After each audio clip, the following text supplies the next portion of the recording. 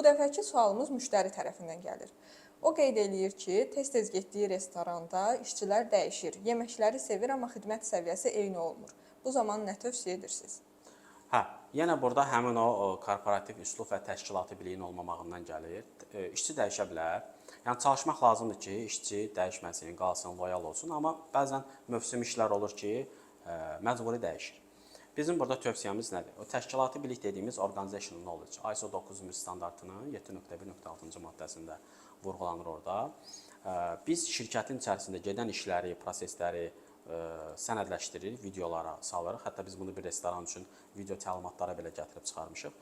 Yəni ofisiant necə davranmalıdır, stolun üstünü necə düzəltməlidir, necə silməlidir, yeməyi necə təqdim eləyir, hansı ardıcıllıqla verir və s. Bütün bu məlumatlar video şəklində salınır və həmin o yeni gələn ofisiantlara adaptasiya üçün verilir. Və onlar da çox rahat bir şəkildə ona baxaraq, orada çox məsələlər var, uzun danışmaq istəmirəm. Orada çeklistlər, qaydalar, təlimatlar, etik kodekslər və s. Adam onlara adaptasiya olandan sonra artıq kimi gətirirsinizsə gətirin, hansı filialdan gətirirsə gətirin, onun üzərindən hərəkət edir və supervizorlar da onun əsasında onu yoxlayır. Yəni burada əgər böyümək istəyirik, filiallar açmaq istəyirik, daima eyni keyfiyyət saxlamaq istəyiriksə, o təşkilati biliyin tətbiq olunması mütləqdir və çox faydalıdır.